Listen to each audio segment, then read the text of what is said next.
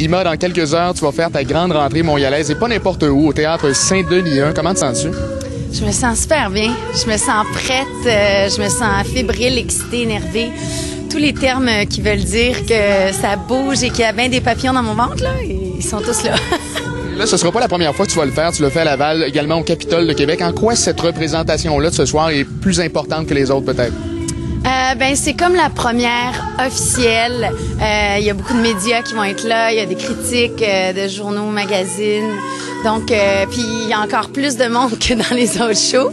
Alors, il y a comme un... Tu sais, je devrais dire que je sens de la pression, mais non, au contraire, j'ai hâte de présenter ce show-là partout, parce que c'est vraiment un beau show. Donc, j'ai une nervosité qui est là, qui est normale, parce qu'à chaque fois que je fais un show, je suis nerveuse, surtout 5-10 minutes avant le show. Là, ça a pas de bon sens. Mais là, je me sens super cool. Je me sens bien, je me sens à bonne place.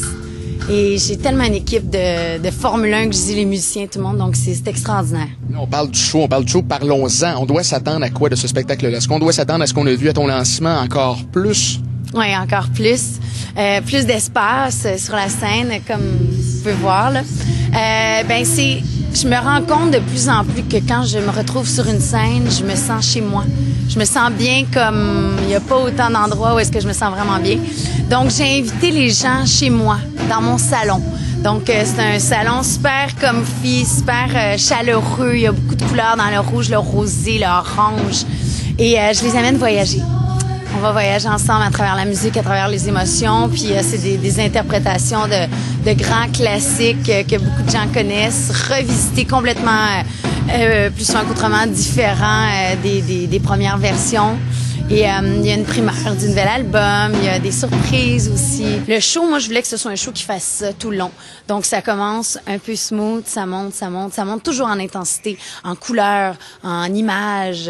Ça ne fait que monter et on finit au paradis. On a bien hâte de l'être. Et dernièrement, cette caméra-là a été témoin de la remise de ton disque d'or. Est-ce que tu as eu la chance de décanter un peu? Oui, je l'ai installé dans mon bureau chez nous, puis il y avait une place juste pour lui à cet endroit-là. Puis écoute, c'est extraordinaire. Tu sais, je suis vraiment dans un momentum où est-ce que je travaille vraiment beaucoup. Je suis très disciplinée, puis j'ai le temps de décanter toutes ces émotions-là. Tu sais, je suis pas sur un wouh, puis je m'en vais, puis à un moment donné, je vais arriver, puis là, je vais capoter. Non, je suis dans un super beau momentum, puis ça va bien, puis chaque instant, je les vis pleinement dans le moment présent, puis c'est vraiment extraordinaire ce qui se passe, puis je suis tellement reconnaissante. Le public qui trippe, puis je le vois juste quand on est arrivé dans les shows.